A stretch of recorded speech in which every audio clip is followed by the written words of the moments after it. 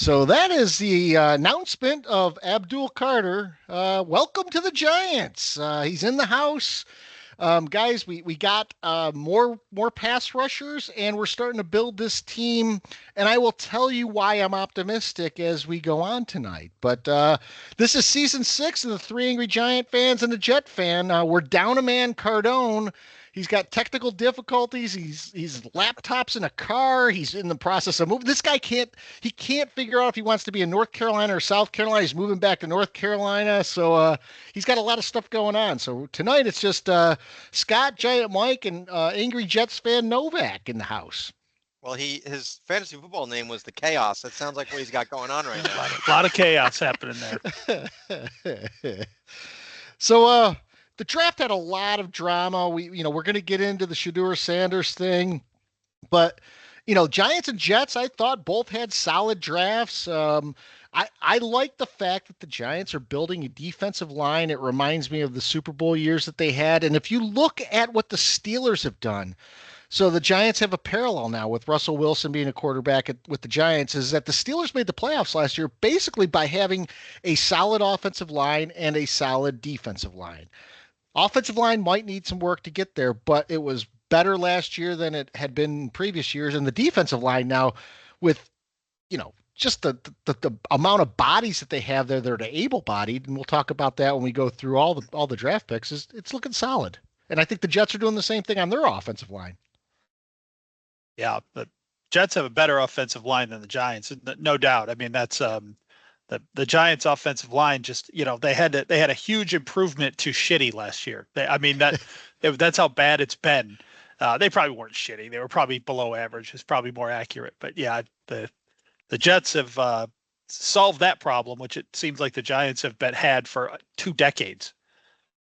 Yeah, you guys you keep adding that defensive line, and remember that Jets team from 2 years ago, that defense was so great is because that line was so deep, and you just wear teams out if you just keep throwing people at them all the game long. You can rotate in and out, and if this might make Thibodeau a hell of a lot better by bringing Carter in, because I don't think he really had that guy on the other side that was going to take a little bit away from him.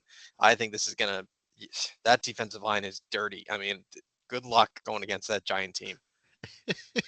So before we get into everything else, let's give a shout out. So since this is season 6, we don't really have a listener pool to go to. Let's give a shout out to Hello Cam Skenabo. 5'9", 219 pounds. He's from Rio Lindo, California. He rushed in his senior year in high school for 3,550 yards and 42 touchdowns in a season. So think about that. That's probably in a high school season, 10 games at the most. Yeah. So those are big numbers. That's averaging 350 yards and 4.2 touchdowns a game. He received, by the way, even after that season, no scholarship offers for an FBS school. So this man who runs with wild abandon. I didn't know much about Arizona State, but I watched him at Arizona State, and the games that I watched him, I always was like, Jesus, this guy's a monster. And we'll talk about him as we go through the Giants, but I think there's a lot of optimism about Scadabo and what the dynamic he brings to the Giants. So I want to just give a call out. Yeah, the Giants are better when we have a bruiser at running back. There's no doubt about it. I don't know if you guys caught where his mom said when he was like 8 years old, he used to put on his older brother's shoulder pads and go out and hit telephone poles. Like that's the kind of thing I love to hear right there. Give me more of that. This guy hasn't even put on Giant Blue, and he's a fan favorite already. Oh yeah. He's gonna be too, right? He is gonna be beloved by Giant fans. This is old school Giant football. You guys are going a little bit back to where you should be, which is probably good to see from your perspective. Absolutely. So one of the things, we obviously we're going to get into it, and the whole football world has, and it's been really polarizing, some of the takes on this. I have my take. We can all give our take on this, but Shedeur Sanders, it turned into a saga. Clearly teams looked at him as a backup, and in that backup role, you don't want a distraction. He had terrible interviews reportedly. Mel Kiper had a meltdown over this.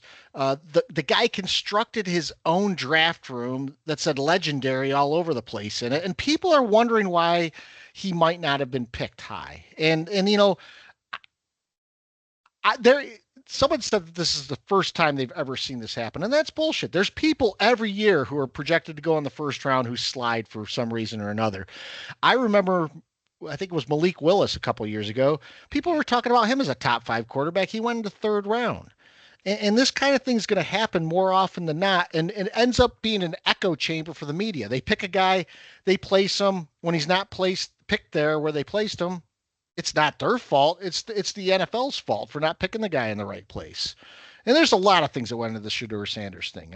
But I'll turn it over to you guys because I just think there's this thing's blowing up, and I think we're talking about a quarterback who's going to be a career backup at best. I mean, I don't know. Go ahead, Novak. No, I was just gonna say, at the end of the day, he's not that good.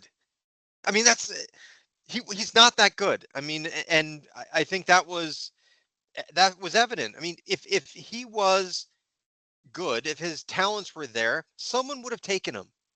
But so he's not that good. On top of the fact, he's a distraction. I mean, Yeah. he built his own draft room called Legendary. Are you kidding me? He hasn't played it down in the league. So this is exactly once you'll deal with that drama for a starter. But once you fall into backup category in round 2, round 3, no one wants to put up with that. Look, I dealt with it with the Dick for 2 years. I mean, you're fine. You put up with it. He's a Hall of Famer. I don't want that, as my backup quarterback. So I'm not surprised. I mean, I was surprised. Don't get me wrong. Absolutely, I was shocked. But when you start really thinking about it as it was going on, you're like, oh, it makes sense. Why would you want that? Yeah. I think that's the take. I mean, the take on this is not. I'll address the issue of like Ryan Clark, I think, and Stephen A. Smith, who were talking about some sort of collusion. Now, I mean, they know better. That's irresponsible. They absolutely know better. Shedeur Sanders didn't get taught a lesson by the NFL. This is 32 individual organizations. They're not colluding. They're not because someone would break the deal. If he was that good, like Jerry Jones would be like, fuck it, get him. It would, I mean, because it's all about winning. They're not about, well, let's all get together and teach this random kid a lesson. And if they all know he's coming to the NFL anyway, and if he's going to be that good, he'll prove himself and he'll be that good. It doesn't make any sense. What does make sense is what Novak just said, is that, look, if Shedeur had college numbers like Lamar Jackson or like Andrew Luck or Peyton Manning, then people would say, you know what? I don't care about the distractions that much. We want to win football games, but he didn't. He didn't. He looks like he could be a fairly decent NFL quarterback who may have to start as a backup, but it's not worth it. It's just not worth what comes with him. Now, so there was no collusion to teach the kid a lesson. Now, did the kid learn a lesson from what happened to him? I don't know. I kind of hope so, but probably not. No. But there was no intention to teach him a lesson. It was about doing what's best for 32 teams. And I thought that, what the Browns did in round 5, clearly they, looked at the way things were laying out. They said, you know what, round 5 is right for this guy. It's time. And they went and did it. And we'll see where it all goes. I mean, he's drafted to a team that already has a crowded quarterback room, but I don't know that any of them are that good. So if, this will all be forgotten if Shedeur goes in there and wins a starting job and comes out and plays pretty well. If he can't win the starting job out of that group of quarterbacks who are on the Cleveland's roster, then we know what we know. Including a draft pick that was picked ahead of him. Yeah, including a pick from earlier in the draft. It's kind of a weird dynamic because I do think Shedeur Sanders is probably a better quarterback than Dylan Gabriel. But so it's a kind of a weird dynamic the way that fell out. They're at least close. But the Browns have already, I don't know if you guys saw, but Dion came out today and said, I want to be a part of his first meeting with the team. Like, this is exactly what teams were afraid of. It's exactly it's why he went in the 5th round, because of, like, who's Dion? I want to be a part of the first meeting because, I just want to make sure, I want to know what's going on in there. I want to know what they're thinking. Shedeur doesn't take crap from any other quarterback, or, it's like, this is it. This is exactly what teams were afraid of. Well, and the thing that was most damning to me was that interview where he said, I turned around Jackson State, I turned around Colorado, on top of the Yeah. fact not every NFL team feels the need to be turned around, dude. Yeah. Like, Yeah. there are some, sure, but you're not Michael Jordan. You're not LeBron James. You're not, Tom Brady. I mean, you, you're not that good that you yourself are going to turn around an organization. And when you say stuff like that, any organization is going to say he thinks he's better than this organization because he feels the need to turn us around. Well, he's not LeBron, he's Bronny. Kinda. Yeah, I mean, that's a very good analogy. Yes, he kind of is. So look, it was, at one point I kind of felt bad for him, but I really didn't, because the way he handled himself prior to that and in the interviews, and the way he carries himself with the big money sign and the legendary and all this, I'm like, you know what? Sometimes you get what you pay for. Well, I'll say this. I mean, whenever something like this happens, there's always the underlying tone that it happens because of racism. You know, Quinn Ewers dropped in the Yeah, draft. Is anyone saying it's because of racism that he dropped? No, it's because these guys, when you look at their tape, both of them have mediocre arms, and in Shadeur's case, he's not very mobile. So he's a pocket quarterback, which is going out of style with an arm that's pedestrian. And those kind of guys are going to be backups. Maybe he could rise above, but that's part of the problem that you're seeing. And if it was a problem with racism, you wouldn't have Cam Ward going number one and being celebrated. absolutely. You wouldn't have Travis Hunter, his teammate, going number two, who clearly NFL teams believe he was the reason that the offense was so successful and Colorado was so successful, not necessarily Shedeur. So, all the other stuff ends up being noise, and it gets annoying because you throw out accusations, and the Giants are a team that gets caught in it because the Giants traded up for Jackson Dart, and people are like, well, you should have traded up and gotten Shedeur Sanders. Why? And, Really, and you're they talking didn't need to. and you're talking about a team right now with two sitting black quarterbacks on their roster choosing Dart. So it's not like they're doing this because of race or anything. Yeah. Yeah. I mean, no one would have been the wiser. The Giants traded up into that spot and picked Shedeur. Everyone would have just assumed that he was going to be picked soon anyway, and no one would be the wiser. The Giants not picking him and then him lasting till round 5, again, kind of proves that the Giants made the right decision there. And I think after the interview with Dable, I personally believe that Shedeur Sanders was not even on our draft board. No. And I think there's a lot of teams that he Yep. wasn't on the draft board at all. If he treated an interview that poorly, and there's reports that he treated at least 2 interviews that poorly, I'm assuming that any interaction he had with an NFL team was not that great. And you saw Cleveland even when they picked him, there was not overwhelming excitement in that draft room. There were a couple guys doing the golf clap like this. No one's pumping their fist and going, "Yeah, we got our next stole him. Tom Brady in the 5th round." Yeah. All right. Well, I think we could put the Shedeur Sanders thing to bed. I think because of the Dion hype machine, that's part of the reason we're having this conversation and everyone's having the conversation. They built this kid up to be much better than he really was. And again, I mean, we talked about it on the show numerous times last year, and Colorado did do decently last year, but they still are a mediocre team in a lower division in the in the college football. Jackson Dart is from Ole Miss. He plays in the SEC. And you can't overlook that pedigree sometimes. No, You can't. he also played for USC. Yeah, that's true. So I mean, he different organizations, was very successful there, and the only reason he transferred is because Lincoln Riley came there, and he was going to bring Caleb Williams over. So yeah, totally. And he had a good mentor. Didn't he go to high school with another good quarterback? Damn it, you were stealing my thunder. So in case anyone listening does not know this, he went to the same high school as another famed New York #2 quarterback, Mr. Zach Wilson. So, and Oh, right, right in the footsteps. they both have very, I'll call them popular mothers, who are big on social media. So you guys are going through exactly what I went through about 3 years ago. So, or 4 years ago. So I, let's see how this goes. I hope it ends the same. That's yeah. I think the Dion hype machine it fooled a lot of people. It certainly fooled the media. It fooled millions of fans, but it didn't fool one NFL GM. Nope. Not one. Mm-mm. Yeah. And And in when you have fact, to make it worked against his son. Yes, it Yeah. did.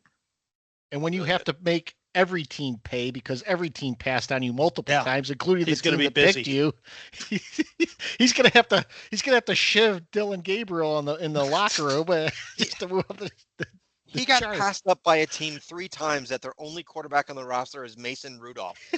Yeah. What does that tell you? Yeah. I mean, come on.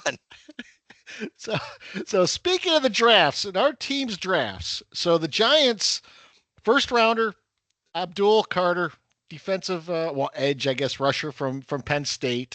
Then they traded back up into the first round to get Jackson Dart from Ole Miss, quarterback, and then third round pick, guy who's going to be a very interesting prospect, Darius Alexander. He's a defensive tackle from Toledo. Space. He just takes up space a lot like Leonard Williams did. He may not be at that level right now, but on that defensive line where you add depth, he's going to be very valuable in the run support. Then they picked Cam Scatabo, running back from Arizona State. Then they went Marcus Mabau, offensive guard from Purdue. So same school as Tyrone Tracy last year. And then they didn't pick again till the seventh round, and they had two projects here. So Thomas Fedone the second, tight end from Nebraska, once was rated as high as Brock Bowers, but then he tore his ACL two times. And then they got Corey Black, a cornerback from Oklahoma State, as their last pick in the seventh round. So before we give a synopsis of that, I'll go through the Jets picks too. So the Jets, you know, unspectacular draft pick in the first round, but a very solid pick, and I think one that was probably the best pick they could have made. Armand Mabu from Missouri, offensive tackle. And then in the second round, they went for a tight end. They went for Mason Tyler out of LSU. Taylor. And then third round, they went for Azaria Thomas, cornerback from Florida State. Then their next pick was Arian Smith, a wide receiver from Georgia, who I very much liked when I watched him play last year. Then they went and got Malachi Moore, defensive back from Bama. And then they picked two defensive linemen from Miami, so from the U. So Francisco Mavagoa and Tyler Behrens. And I'll say this: whoever their scout is in the South must be getting paid a ton. Right? Yeah. That's the only direction they went. That's kept it in the South. Yep. So before we get to the Giants, Novak, your thoughts on the Jets picks? Very solid draft, I thought. Yeah, I think Yeah. so too. I thought very solid. And look, I think, as you know, was not a big fan of the hiring of Aaron Glenn because I didn't want a first-time coach. But what I think that Aaron Glenn is trying to do, and you saw how he handled the dick. I know that sounds weird, but we all know what that means. He is doing, like you said, kind of unspectacular. It's exactly what he wants. He wants to keep the Jets under the radar. Nothing crazy and wild. And, the Justin Fields thing is a big thing to the four of us because we know Justin Fields sucks. But to the rest of the world, it's like, okay, not a big deal. Let's give it a shot. Let's try this thing. Maybe he's okay. Right. But very unspectacular, I would say. Nothing crazy. I loved two of the picks here. The first one, fine. I loved Marcus Taylor, the son of Jason Taylor, as the tight end in the second round. I wanted a tight end really badly because we have no one really other than Jeremy Ruckert. So I thought that was a great pick. What I also liked is that he took players from established programs, which I loved. Alabama, Miami, LSU. So nothing that was really out of the ordinary. Loved that. The only pick I didn't like, and Scott liked it, was the one I didn't like, was the wide receiver from Georgia, because, they're doing that whole music and I'm all excited and they picked this guy and I know nothing about this guy. And they go, he really struggles with catching the ball. I'm going, what? He's a wide receiver. That's the number one thing he's supposed to do. I don't care how fast he is.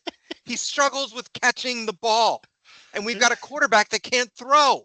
So, like, a quarterback that can't throw, throwing to a guy that can't catch, that's just a disaster waiting to happen. This guy's going to be on special teams and running back kicks. What a waste of a pick. So I wasn't thrilled with that. But for the rest of it, you know what? I was pretty pleased, like I said. And I love what Aaron Glenn and Darren Muji are trying to do here. And this offensive line, Mike has been preaching offensive line play since as long as I can remember. I do think, and I'm not just throwing, platitudes out there but you've got this guy, Membo, you've got Fashanu from last year, 2 bookend tackles, 24 years old hopefully for the next 10 years. And then you add in Tippmann, Vera Tucker, and Simpson. Could be one of the best offensive line in the league. And we have not one player over 28 years old. So that is very exciting for me. And then you add in Breece Hall, Braylon Allen, and Isaiah Davis, their other third running back behind that line. And then, of course, Justin Fields. Okay, fine. But, I'm thrilled with what they've done. If I could just take the Justin Fields thing and throw that out, I would be really excited about this year. But that is just a black cloud that's hanging over this franchise for me, but not anyone else, apparently. So safe to say you're not taking the Georgia receiver in fantasy then? You're not going to be picking him up? Yeah. Let me go get a guy that can't catch. He could be another John. He led the Power 4 in drops. That's the stat I saw. Now, Scott, I don't know why you like this guy, but I don't know. I mean, he apparently can catch. He could be another John Ross, a fast guy who can't catch. It's always good to have. Ronaldo Nehemiah. When they were saying that on TV, I started chuckling, and I said to my wife, I said, "Hey, the Jets just drafted a wide receiver who can't catch." And then 10 seconds later, my phone buzzes, and it's Novak. Well, the Jets just got a receiver who can't catch. Catching from a guy that can't throw. So I was setting that up for Novak. I know. I figured you were. But I'll tell you what I liked about the Giants draft, and the Giants have flip-flopped over the years. There was a time period where they were going for measurable guys, and all they were doing is picking these guys on measurables. And then they actually went to a point in time when they were just picking team captains. And that was great, except for these guys were very smart and leader-like, but they had terrible measurables. So what I think about this class when I see this play out, and it's more important, I think, in the NIL era. And as we talked about Shedeur Sanders, I think this comes down to it. The Giants got a roster of players who like to play football, and they live to play football.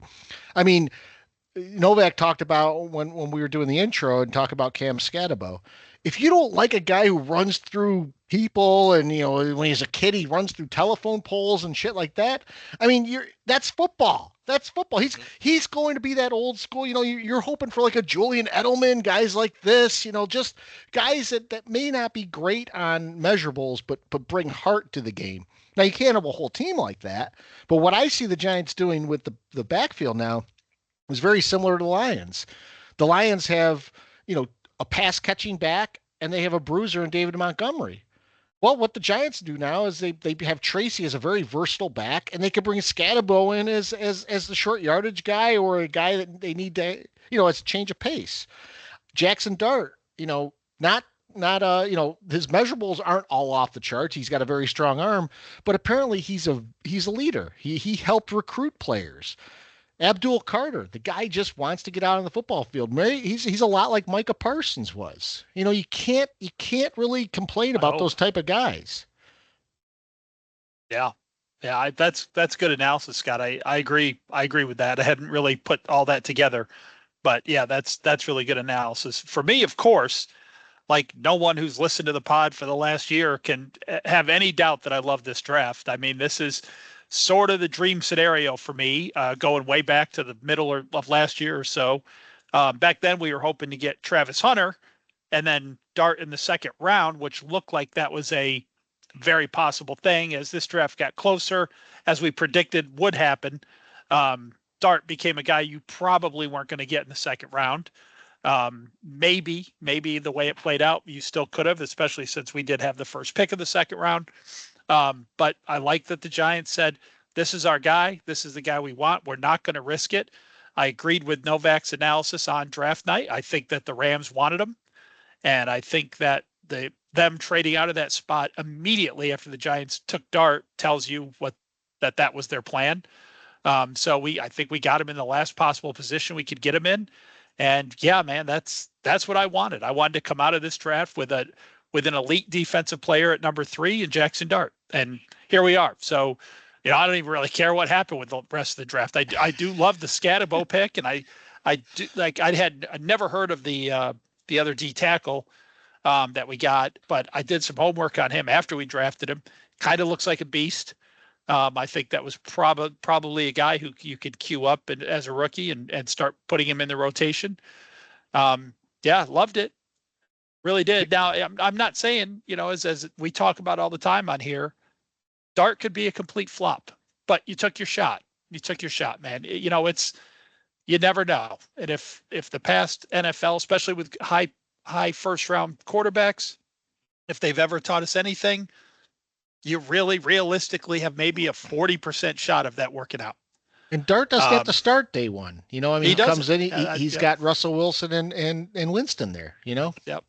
So we'll flip the coin and hopefully it lands up heads and we'll go from there. But yeah, I can't nitpick this draft at all. I think it was well done. As I mentioned earlier, I would have hated if Sanders went at the end of the first round or early in the second and ended up being really good. That would bother me. But the fact that he stayed out there all the way to the 5th round, I don't really give a shit about his career now. He's in the AFC. He's on the Browns. Doesn't matter. Doesn't matter to me. Every team passed on him, so the Giants won't look foolish for passing on him. So I'm sure people will still reference us. But if there was one, go ahead. Real quick, I just wanted to say, there's also something that the Giants did. I think that people don't talk about enough is that,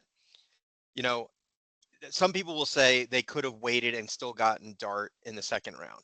And I think that may be the case, but it sends a message when they go into the 1st round and they give up picks to get the guy. They're saying this is the guy we wanted.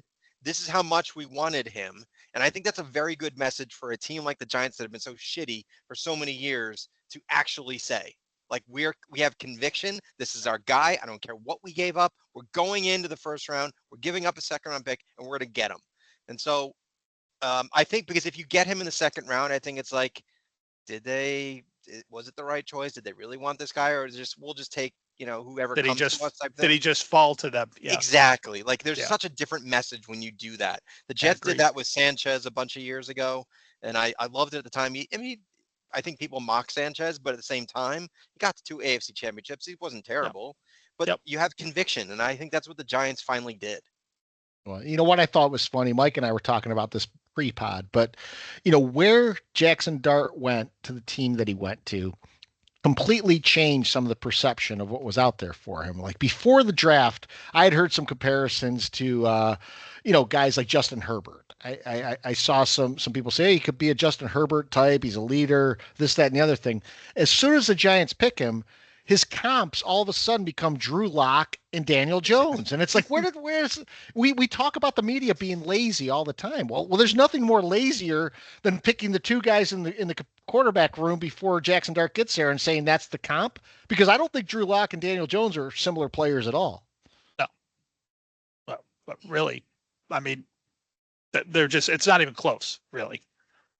It's lazy. It's, again, these talking heads on draft night, just like what happens to them during the season sometimes, they were embarrassed by Shedeur Sanders. As much as Shedeur was embarrassed, they were embarrassed that they had him, especially Mel Kiper had him as the best quarterback in the class.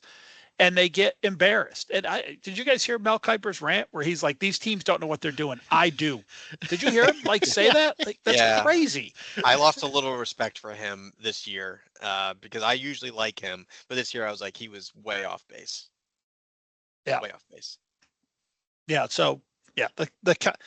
Just tell me right now if the Saints jumped up there and picked Dart in that same position, if anyone would have said, he's a Daniel Jones, he's a Drew Lock, nobody would have said that. it was totally based on the team that took him. Mm-hmm. Yeah, ridiculous. Yeah, I'll have more to say about the media and our pet peeves, but you guys have any thoughts about the other teams' drafts? Do you see any winners or losers or head scratchers? I didn't see the bonehead pick as normally taken by the Raiders, although the Raiders did a couple reaches. But it seemed like every time I looked up, the Browns and the Raiders were picking players. Yeah. So, yeah. It's ridiculous. The Raiders have how many picks did they have? Like 40? I mean, every time I checked in, because I didn't watch the whole thing. I mean, tell me anyone out there watches all 7 rounds. But every time I checked in, the Raiders were on the clock. I'm like, what is happening? No. I did take some notes on that. I thought there were some teams that did that had really nice drafts. The Patriots, sadly, I thought had a really good one. They filled a lot of holes. I think they got some players. Later rounds that probably, should have gone earlier, that type of thing. The Ravens, every year they do, I feel like they do really that. I love their second round pick, this guy, Mike Green from Marshall, who I've watched because he played against App State and other schools that I watch. He's incredible. Remember that name, Mike Green, because it's really not a very easy name to remember. It's so boring, but nonetheless, I thought the Cowboys did really well this year. Because they took a guy again that I know, ECU, this guy Revel Jr., who should have been a first-round draft pick in the 3rd round. I love their first-round draft pick too. But you know what I found interesting this year more than any other is that it reminded me how much of a fucking copycat league the NFL is, because they drafted like they're trying to become the Philadelphia Eagles. Yeah. And last year it was all about offense. This year it was all like, let's do what the Eagles did. They won a Super Bowl. Let's try to match what they do. Let's go defense and offensive line. And like, it's just, I hate how the NFL just can't have any originality. They got to follow the most, the shiniest object in the league. So that's kind of what I took from this draft personally. Yeah. Unfortunately, I really like the Eagles draft. I think that the Jihad Campbell from Alabama, it was not the 31st best player in this league. He's probably in the top 10. And there, I saw it coming. I saw it from a mile away, that pick coming. And sure enough, they traded up one spot, which confused me a little bit right there. Did they just have a draft pick they wanted to throw away? I don't understand why they moved up one spot. I guess, afraid of obviously someone else trading up into that slot. But and they, of course, added more defensive line. Their draft stood out to me a little bit. I like some of the individual players the Browns took. I mean, they're going to hit on some, right? They had so many picks, but the Browns before Sanders, I thought were doing a pretty good job, which is different from most years. But they, they're still, I don't know what they're doing with the quarterback room there. I have no idea. What are you going to do in the preseason? Who are you going to play? Yeah. You got Sanders, you got Gabriel, you've got Pickett, you've got, wow. Flacco. You got the massage guy. Like, how many guys are going to get a snap in there? If they're really smart and they've done, other teams have done things like this in the past, they'll play a lot of Sanders and try to trade him. They'll put him in very favorable situations, play him a lot, and then as the QB starts getting hurt, yep. And you want Shedeur Sanders? You want to take him off our hands, please? Yeah. Because Dion is calling every day saying how to play his kid. You guys mentioned both the Cowboys and the Eagles, and I hate the fact that they both picked players that I wanted to see develop. One of them is Kyle McCord, the quarterback from Syracuse. I think he's going to be a dark horse to be a good quarterback in this league, at least a solid backup. And then the other guy is Phil Maffa, who's a running back from Clemson. He went to the Cowboys. So one went to the Eagles, one went to the Cowboys. Not a fan of that. So I to me, it's way too early to decide who's winners and losers. I always hate when they do that. I thought it was ridiculous that they were grading players immediately after they were picked on Yahoo. And I have another gripe with Yahoo, which I'll get to in just a second with the pet peeves. But how do you know what these guys are doing? I mean, Jackson Dart was one of the few players in the first round that was a D pick by Yahoo. So again, to Mike's point, if he was picked by the Saints, probably he's an A+. Goes to the Giants, and all of a sudden he's on the Giants, so it's got to be a D pick. This kind of stuff happens all the time. Well, I saw the NFL Network had their reviews. They didn't have one team below a B. So everyone did a great job. Great job, everybody. Everyone. There was one B, and it was like the Commanders. Everyone else got high grades, A's, A minus, B plus. Like, where are the days when someone's getting an F? Yeah. Like, what the hell were they doing? The Raiders always got an F. Picked a kicker in the first round, a punter in the second, F. Yeah. So, guys, anything else before we go to pet peeves? Do you want to do the recap of last year now, or do you want to do it after pet peeves? No, you could do it now. I think that would be Yeah, good. By the let's do way, it I do now. want. I might develop a pet peeve out of this. Let me before that make a comment because we haven't talked. We talked about our sponsors in the opening on the opening pre-recorded one, but we have two sponsors this year. We have Rugged Uncle, and we also have the Carolina Beer Temple. And the Carolina Beer Temple has moved from their location last year to a facility that is expansive. It's a great layout. Awesome. We're planning on doing another live show there, so maybe multiple ones. So guys, just keep that on the calendar. We'll give you more info as it gets closer. But Carolina Beer Temple, go and check it out in Matthews, North Carolina. Great new location. It's really great, and I'll say that we are going to do the live pod there, and it's so big that we'll be able to do it inside in the air conditioning, unlike last year when we were sweating bullets out there. Whoop, whoop. So yeah, we're excited for that. I like it outside. You could drop an F-bomb and the whole street hears it. Yeah, we could have kids running in front of us, yelling "alcohol." Yay, alcohol. That was last year. So to segue, I watched last year's draft recap pod, and I did the draft recap pod last year's pod for the previous year. So I'm going to do it again this year. Maybe this will be a an annual thing. But what I will say is, after having watched that, and I texted you guys this, I have 2 points. One, I think we were very funny. It was so anyone listening to this, listen to last year's one. It's really funny. But 2, we suck at predicting things. All of us, especially me, Mike, and Scott. Cardone really didn't jump into the fray as far as predicting things, but we were like not even at the Mendoza line for percentage of hits on our predictions. It's pretty pathetic when I go through and read this to you guys. So I'm excited. I have one glaringly good one. I just want that noted. You do have one. You're the reason we got to 200. So to start the pod off, we went to a very funny discussion about Jack's Bistro and the Regal Beagle.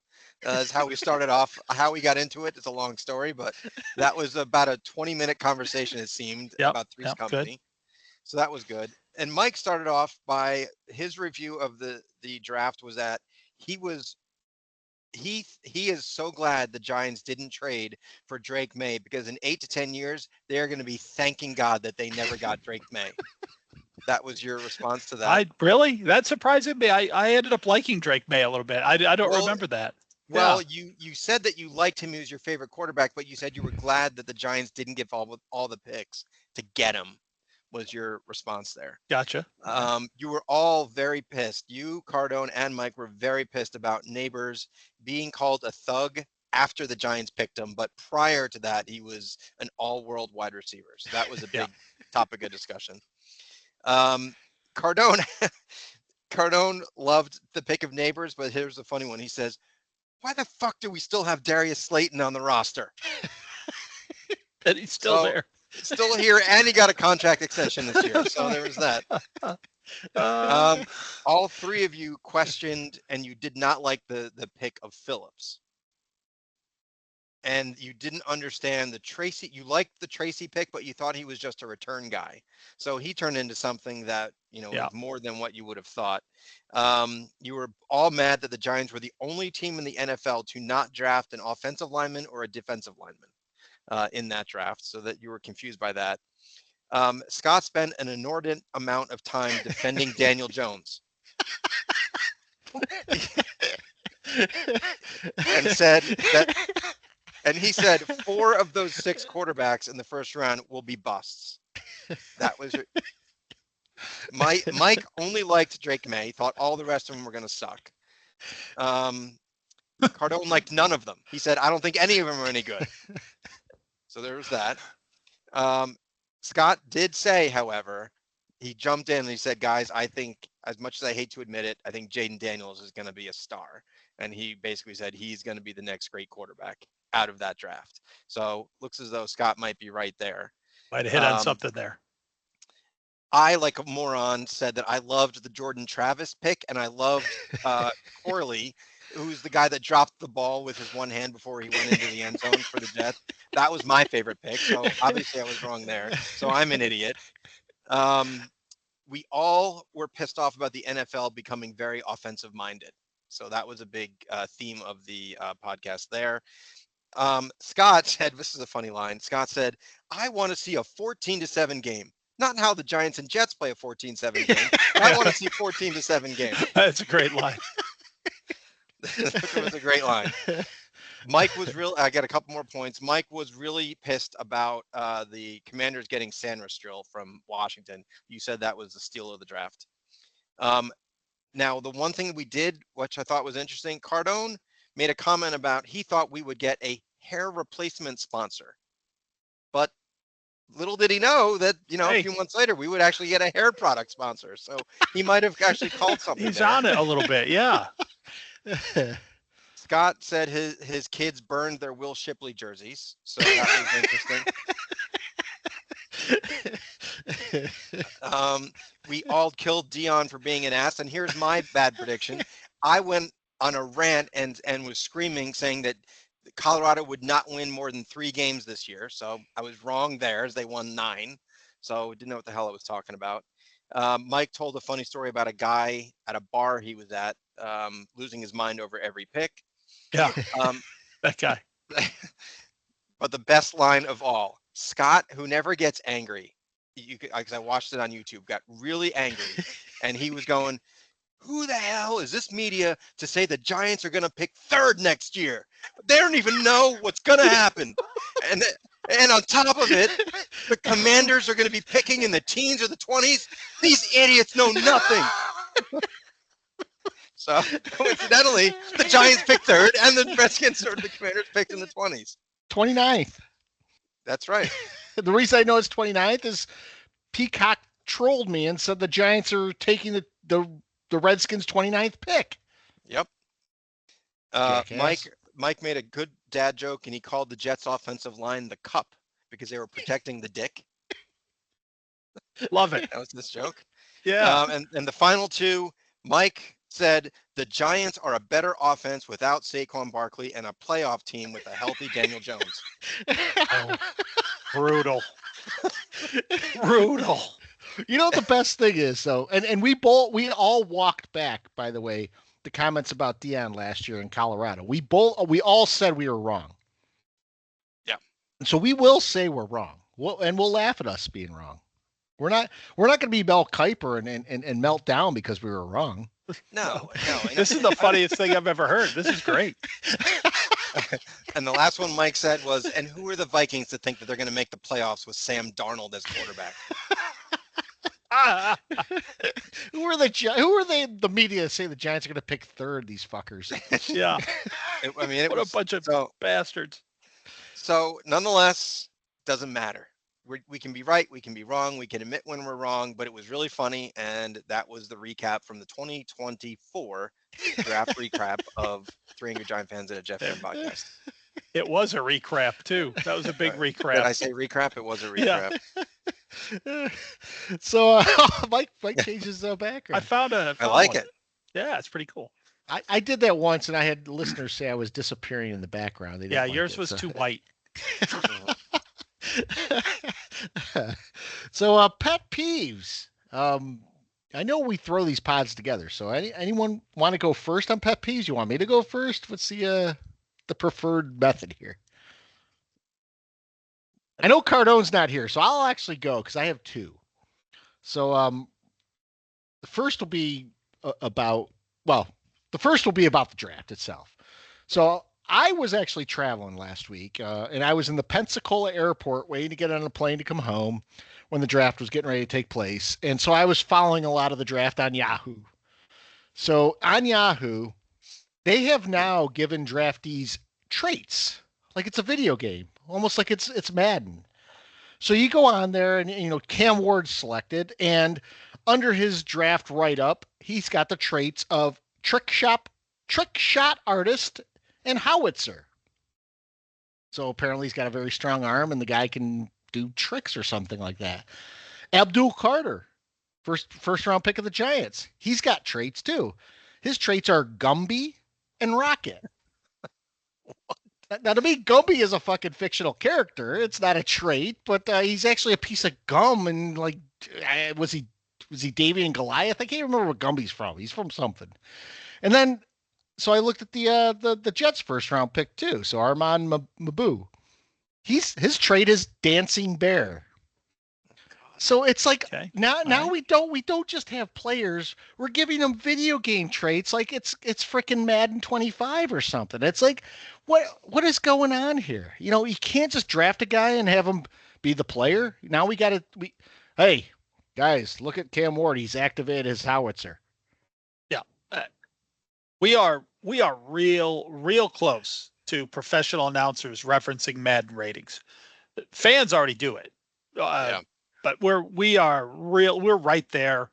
We're right there, to hear one of these talking heads one day say, "Oh, you're talking about trading and this guy's a 97 in Madden rating." I mean, we're not far. We're not far from that. He's a rocket. He's a rocket coming off the ball. He's got the rocket trait. He's a dancing bear.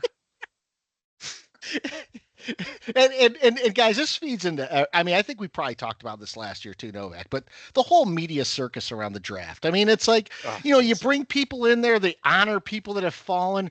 It sort of reminded me, and I'm not going to make this religious or anything like that, but when the Pope passed away, they had a bunch of people staying outside where he was laid to rest. The poor and the downtrodden. It's like, how did they even find? Hey guys, any poor people want to show up here? I mean, I don't even know how you cast call that kind of thing. I mean, like that. That's what it reminds me about the draft. The draft has people just come on stage, and they honor them and they go on with the next pick. And there's musical acts before the draft, and it's such a shit show these days. It's like, just get to it. Yeah, it's insane. I mean, I checked in on the draft on day 3 a couple of times. I couldn't sit through all of that. But they one time they had that, like, some content creator, some guy who's like a social media guy, screaming about he was a Broncos fan, and you can tell he knew nothing about sports, and he's popping off about Terrell Davis. I'm like, what is this? What have we become? It's so stupid. I mean, every next one was stupid, and it's so obvious that Goodell picks these, like, the disabled kid or the veteran when the Vikings or the Lions are picked, so he doesn't get booed. Like, stop it. Like, just stop with this draft. It was so bad. And you're right, Scott. All of this stuff that is now around it and traits. Give me a break. Yeah, the trait thing. Well, and then my second pet peeve, and this, we didn't get a chance to go on the air after the NCAA basketball tournament, but the media, it goes back to the media. It's the same thing they did with Tim Tebow. They did the same thing with Cooper Flagg. Cooper Flagg played for Duke, and you would have thought that the tournament was the Cooper Flagg show. Everyone talked about Cooper Flagg. He wasn't even playing in games. And they're going, oh, Cooper Flagg, you got to look at his play at Duke and what's going on. Meanwhile, there was a guy on a team that won a ring called Walter Clayton Jr. I don't know how many people heard of Walter Clayton Jr. because they were talking about Cooper Flagg. This guy carried Florida on his back, made clutch play after clutch play, and yet when the chips were down for Duke and Cooper Flagg had to make a play, he choked. And we didn't talk about that. We talked about Duke letting down Cooper Flagg. And no one ever really talked about Walter Clayton Jr., who to me was the most impressive player in that tournament, who actually won a ring, or whatever the trophy is. Maybe it's not a ring, but he won that, and yet we weren't talking about William Clayton Jr. in the middle of a Duke, someone else game, but we're talking about Cooper Flagg in the middle of a Florida Houston game. It's the same thing with Tim Tebow and other guys. The media attention on these players is so excessive that we grow to hate them. I should love Cooper Flag. I should think Cooper Flag's, a guy, does nothing wrong. He's a good basketball player, great basketball player, going to be in the NBA. I don't like the guy because the media is overwhelmingly pro Cooper Flag. They did the same thing with Zion Williamson. Guy blew out a shoe on the court. They made it sound like his feet were like made out of kryptonite or something. God, the shoe blowout. Forgot all about that. That was It's fun. fucking ridiculous. The guy like can't stay healthy because his feet are too big, apparently. But it's like he blows out a shoe on the court. We have to stop everything and make it sound like this is Andre the Giant. 2 weeks of media coverage on the shoe. That So those are my pet peeves. good one, Scott. Good ones. I'll go next. Mine's short and sweet, and I feel like I've used it before, but just sitting there watching the draft, right? It's like a waterfall of pet peeves. It's ridiculous. But the thing I took away this time, because it seemed like there were more than usual in the past, and it's the same thing you see during the Olympics and during tournaments and everything. They will miss content. They will miss things happening in the draft for a special interest story. And that's all there are. There's like 4 per round. And you just watch it and you think, my God, how many of these kids' mothers died tragically? It's one after the other after the other. And it's like he grew up with his grandparents, and his grandfather got killed in a drive-by shooting when he was delivering diapers for, just stop. Nobody cares. Now, if there's women are getting into the football, we have to, the media felt last year or the year before, like they've got to start catering to them. They're not watching the draft yet, guys. There's no women who like brought their lunchbox and sat down and just said, I'm gonna watch the draft for 3 days. Like that's a whole different other thing. That doesn't happen. We don't have to cater to the women for the draft. Let us continue to have our draft. For now, it probably won't be long, but yeah, just the constant special interest. And I don't know if you guys remember the one from last year. I forget even who the player was, but remember they said that he slept on the floor when he got to Alabama or something, and then he's like, I didn't sleep on the floor. Like I don't even know what they're talking about. Yeah. Was it the guy, the running back Najee Harris? It was not. I think it was Najee. Yeah, Najee I Harris, think it was Najee. And they Harris, kept asking him about it, and finally he was like, "That didn't happen. It's not true." Yeah, he grew up so poor he didn't have a bed. So when he got to Alabama, he slept on the floor of his dorm room because that's what he was used to. He's like, where does that come from? So that tainted me on all of the. I'm like, how much of these special interest stories are true? I mean, how much of this, extreme poverty, overcoming, mother died when he was 6. It's every one. There's a story for every single guy drafted. They could, if they really wanted to, they could find the story. You're right, Mike. It was every. Oh my gosh! Like it's such a downer on top of it. Like why? It's just such excited for the guy. Yeah. They were even doing that for the guy for the Panthers. Like he's doing this for the people in Hawaii. Right. What are you talking about?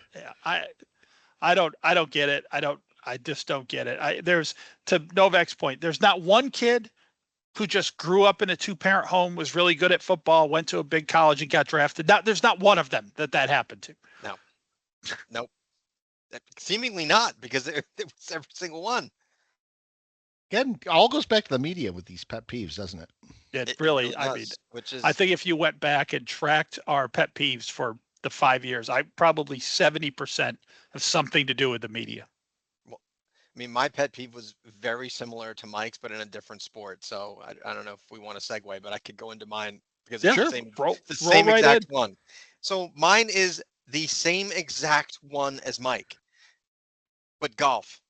Because the Masters this year was the best Masters I've seen in probably, I don't know, a decade. It was just phenomenal. The whole thing was just drama induced. It was great. And I have never been so annoyed about anything from a media standpoint, and that fucking Jim Nantz with McIlroy walking up to 18. Did you hear this story? Rory, when he was a kid, his dad gave him a token and said, "We've only got money for 30 more balls."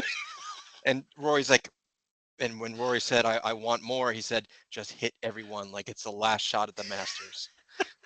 First of all, that never happened, man. Guaranteed it never happened. It absolutely never happened. And I guarantee if you asked McIlroy, did that really happen? He would be like, no, that never happened. And on top of it, why do we have to make it a human interest story? I want to know. I want Dottie Pepper on there talking about he's got a left to right break. He's going to be able, it's about 10 feet to win the Masters. It's an easy putt. He doesn't have, it's not in the shadows or like, give me something. I don't care about hitting balls into a washing machine was the other story. Like, Rory, if you look back too, they have pictures of Rory McIlroy when he's like 9 playing golf. That's not a thing poor 9-year-olds do. He wasn't in tatters and rags. He was in a golf hat. Can I have Bagger Vance? Can I have Bagger some Vance out there? rules, sir? He's like Oliver Twist. Yes, he's hitting balls with a stick. No, he actually had a set of clubs. Please, sir, can you spare a penny? That's awesome. So that's particularly funny, like you said, because it was the best Masters, and coming up to 18, it's like just drama, just oozing out of the natural drama, out of the sport. Drama. Yes. And Nance is like, not enough drama. I gotta add more drama to this. I gotta throw in some cheesy ass story that's untrue. Like it kind of ties back to what I was saying about Tebow too, though. The great thing about sports, and I think we would all agree about this, sports creates its own drama, its own ending, its own, we don't need the other bullshit. We just want to watch the sport till the conclusion and congratulate the guy who did better than the other person. I felt bad for Justin Rose because he's been a bridesmaid for so long, but at the same time, the drama spoke for itself. You didn't need additional commentary, and you didn't have to say when Rory made his last putt, and that's a masterful putt. Masterpiece. It's a masterpiece. It's like fuck you. That's so bad. So real quick, I want to give my second pet peeve, which has to do with the draft. These bro hugs these guys have to give Goodell when they come out on stage. Just go out and punch the guy in the face because it's like getting that violent. These bro hugs, like what are we doing? I mean, like they're slapping hands and hugging this guy and like breaking his bones. Like, stop it! You're gonna hate this guy in about 2 minutes. So just the bro hug thing with Goodell is getting out of control. Like, seriously, just go out, punch him in the face, and then just get your jersey and move on. That was driving me crazy too. By the way, there's guys that had pre-set up like secret club handshakes with Goodell. Yeah. Like they had to take time to talk to him and say, all right, here's the handshake. And he had to remember them all, I guess. Yeah, I do not hate Goodell like the rest of some of the NFL football fans do, because he plays to the crowd. He actually does. Like he's like a wrestling bad guy. He works with those guys. Like you said, Mike, he's got to remember exactly what that sequence of handshakes is, and he does. He's pretty damn good about it. At the same time, those hugs, he's thinking this guy's going to make me millions more. Because I'm sure. Goodell doesn't bother me too much either. It's getting to be a little bit too much. Just get up there, shake his hand, and get their fucking jersey and move on. We've come from the days of Pete Rozelle just chain smoking cigarettes during the draft. Still miss the draft. I still miss the old draft, man. I know. That was the best. The helmet phones. We talk about it every year. The helmet phones, the armpit stains, and the cigarettes. Yep. Get back to that.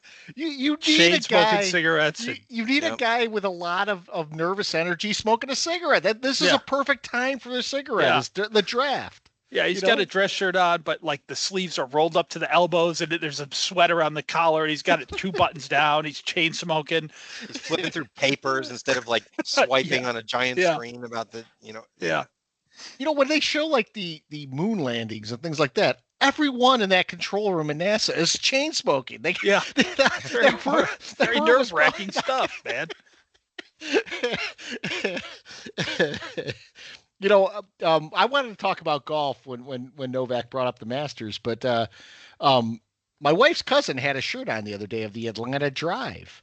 And I don't know if you guys caught the golf league this year. I think it was only 4 teams that played in it, but it was like half a simulation, half real golf.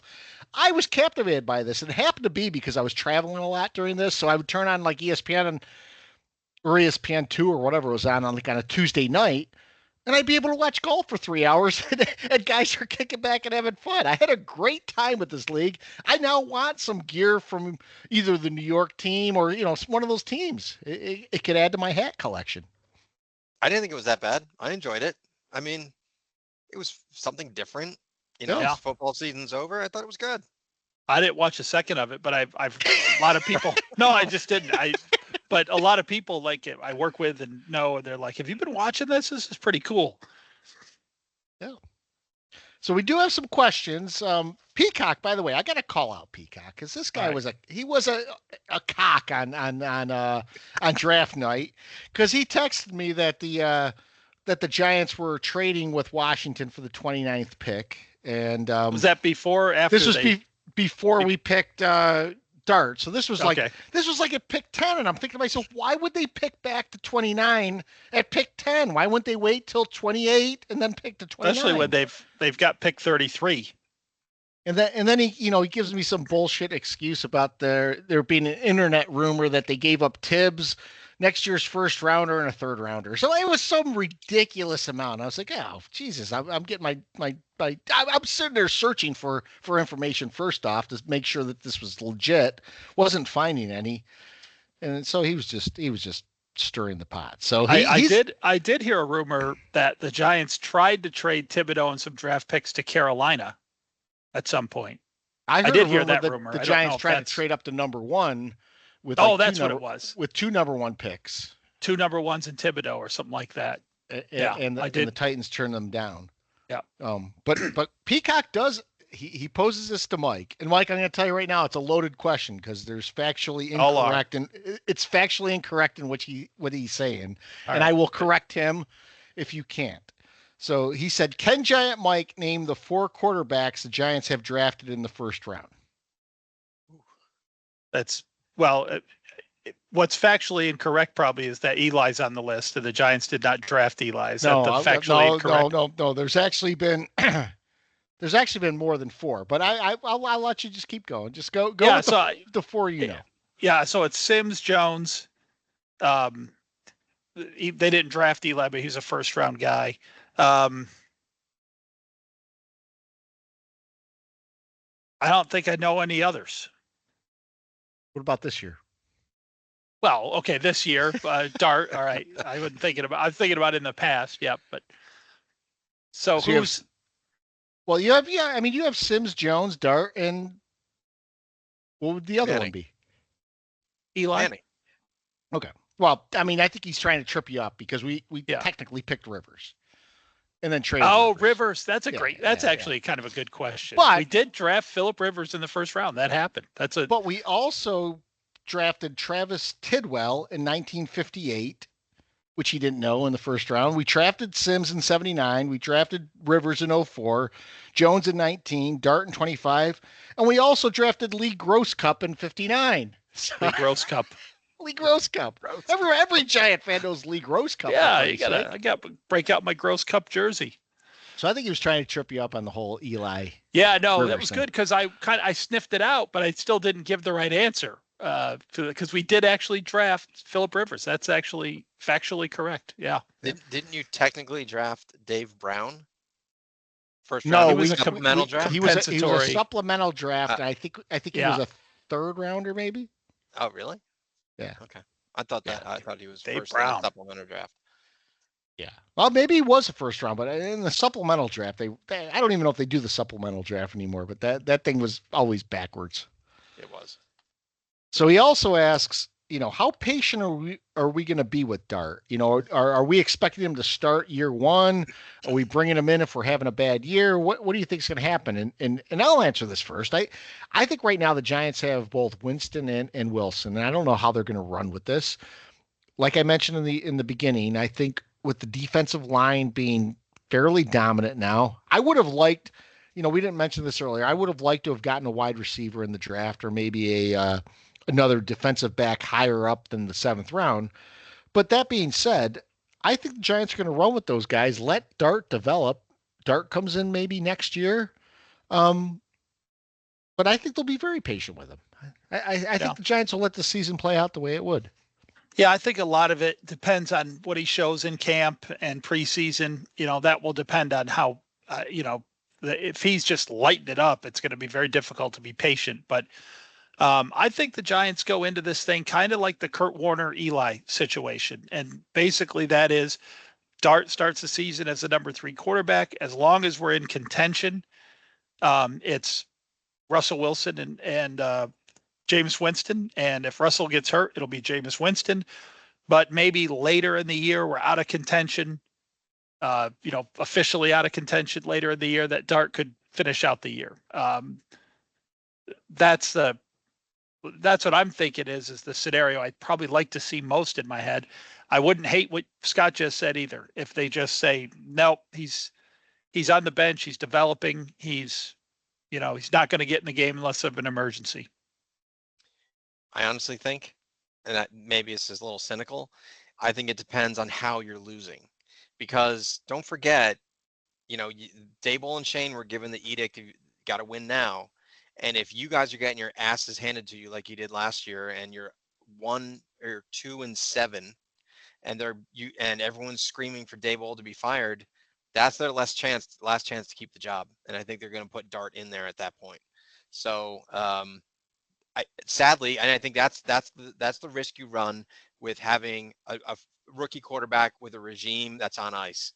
Is they're going to use that as their last hand to play if their job's on the line. So that's a tough spot.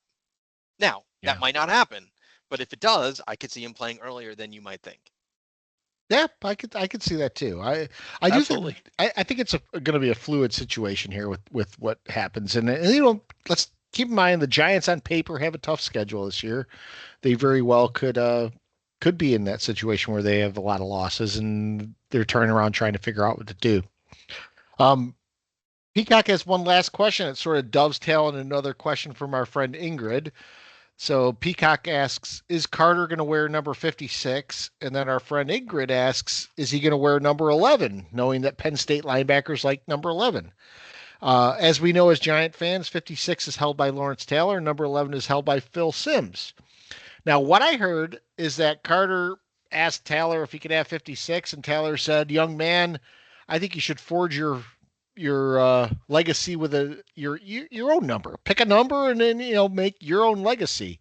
I don't know what Phil Simms would say about number 11. I'm not opposed to that idea, but I liked LT's answer. It's like, look, guy, go out and make your legacy with the Giants your own, and beat Carter number 00 or whatever it is. Of course, the media is trying to blow that out of the water. That is a nothing burger with LT. A reporter asked him what number he wanted to wear, and he was kind of laughing. And he said, I don't know, 56 sounds pretty good. And then the media went bananas, and LT even tweeted out, like, nope, that's not, no. I don't even think he was being serious when he said that. If he wants to wear 11, that's up to Simms. I see Simms as the kind of guy who would let him. But pick a number. I agree with that. Just pick a number. Just doesn't matter. Go pick a number, make it famous. You guys got anything else tonight? Well, I saw right before we came on tonight, I saw a post by a random nobody on Twitter, but they were like, hey, if you're going to buy Shedeur Sanders Browns gear, like, don't buy it from the Browns website, buy it from Shedeur's legendary site, because the NFL cost him $40 million, and let's help him get it back. What? Why are we responsible for helping him get it back? Like, get what back? He's probably still worth millions of dollars, and he's only 22 years old. Get out of here. The funniest thing about this is his mother actually went to high school in Elmira. So Shedeur's mother is Pilar Sanders, who married Dion. And I went to school with her sister, I think it was Candy Biggers.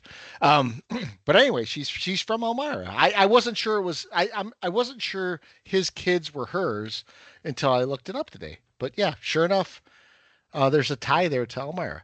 And There you go. I still think this is a lot of Dion's doing. I mean, it reminds me a little bit of the balls. And it's not so much, who's the one that plays for the Panthers? He's doing okay, or not the Panthers, the Hornets, who's doing okay, Lamelo. But the rest of the balls, no one knows about, and that's. I made the comment earlier. He's like Bronny James, and he really is. He doesn't have the talent to be at the top tier of the league. I don't believe. No. And this could be one that we look back and we say, Scott was completely off his rocker and he was terrible. But we have been pretty good about diagnosing these kind of things. We've done it with Justin Fields. We've done it with a couple other people. And we're being gaslit all over the place by this. And I don't understand why people will put a stake in the ground for Shedeur Sanders before he's even played it down. Who else gets that invested in a player before they've played it down to say they're going to be great? I can't remember. Yeah. People talk about his fall being historic. I can't remember a time people have been so willing to go out on a limb talking about how great a guy is before he's actually proven it. He plays for the Cleveland Browns. So there's going to be losing, there's going to be ridiculous, crazy things that happen with him. And Dion's got all the ammo he needs because he plays for the Browns. I mean, write this one down for next year, Novak. During the course of this year, we will all understand why he slid into the 5th round. Because Dion's going to make it throughout the course of this year, interfering with the team, blaming the team. Shedeur was not shy to blame his own teammates at Colorado. It's another reason I think he slipped is because of that sort of attitude. But as this year goes on and Cleveland is losing, first of all, if Shedeur is not playing, then it will be Dion going nuts on all the socials. Why is he getting in the games? This is crazy. And if he is playing and they're losing, then it will be everyone but Shedeur's fault. And you'll see it. You'll see it play out live. It's exactly what teams were afraid of. It's going to happen. That's why the Browns are the Browns. Yep. I mean, and this is coming from a Jets fan, and I'm the most loserish franchise in all of sport. But I don't care what anyone says. I'm not the Browns, and the Jets are not the Browns. You just paid a guy a gazillion amount of dollars who said, I don't want to play for you. You have a guy that's, got massages where, the Deshaun Watson thing, and you're going to go out and you're going to get the most polarizing player in the draft. After this is when you should be we got to stop with these bad decisions after bad decisions. Johnny Manziel, we can go on for days about the Browns. And they're going to go out and get Shedeur Sanders the pick after they just got another quarterback. Who does that? I mean, has that ever happened in the history? No one has said anything. In the history of the draft, has there been 2 consecutive quarterbacks taken from a team? Forget the rounds, but they picked one and the next pick was another quarterback, I think. Unless there was one in between, I don't know. Even still, I know that the Redskins did it with Cousins and Griffin, but that was pick 1 in, round 5 or 6 or whatever it was. It's ridiculous. Who does that? Yep. They're the Browns. I mean, the Browns should be doing what you said the Jets are doing, Novak. The Browns should be like, cut Deshaun Watson, nothing to do with Shedeur. We're going to go low on the radar for a little while and fix this stuff from the ground up. No one with a checkered past, no one with any red flags. Let's just get like a Scatabo type guys. Like that's the exact thing they should be doing, and they didn't. So that's why they doubled down. Again. Yep. Yep. All right. You guys got anything else?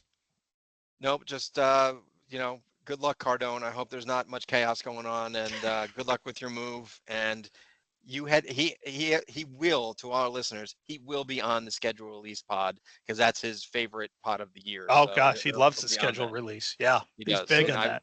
So I hope it's not good. So I hope he goes crazy on that one. That may be the next pod that we're back on is a schedule release pod. So in the off season, we do these intermittent pods. When I look back at it last year, the season's 18 games, 18 weeks, so 17 games. And I think we had 32 pods. So we did quite a few. We did a couple preseason, we did a couple in camp, and then we did, quite a few in the postseason. So all the way through. Yep. we're getting up there in the number of pods we do. Now, we don't do them weekly in the off season because you guys don't want to listen to us drone on about random shit. No. But these are fun. I love doing the draft pod. We're probably the draft gonna pod's good. we're gonna Draft look pod's back good. next year. We're gonna have made more stupid comments, and Shadur Sanders is gonna be the NFL MVP, and we're gonna make us all eat our words. But you never know. God, no. One thing I forgot to mention that I did want to get out there is when the season ended, I think we all agreed for the Giants' sake that there were 3 bullets we had to dodge in this offseason. And they were Justin Fields, Aaron Rodgers, and Shadur Sanders. We did it. We made it. Now, a bullet nicked Nick Novak. He got the Fields. What do you mean it nicked me? I took a bullet for you. What are you talking about? I stepped in front of that bullet like a Social Security or a Secret Service guy. Secret Service agent.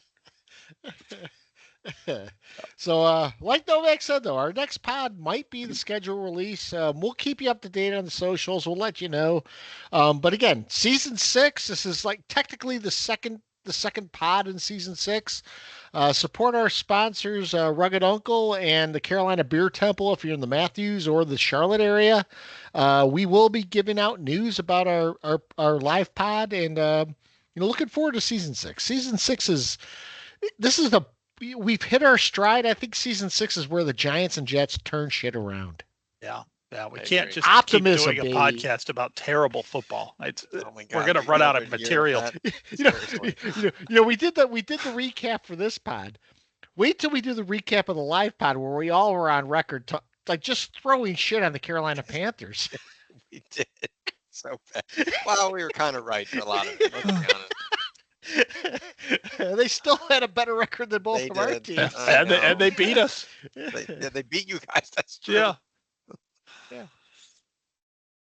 So we'll catch you guys on the flip side. This has been 3 Angry Giant Fans and a Jet Fan. We're Miles Cardone, but we'll look forward to seeing you guys next week. See ya. Bye, everybody.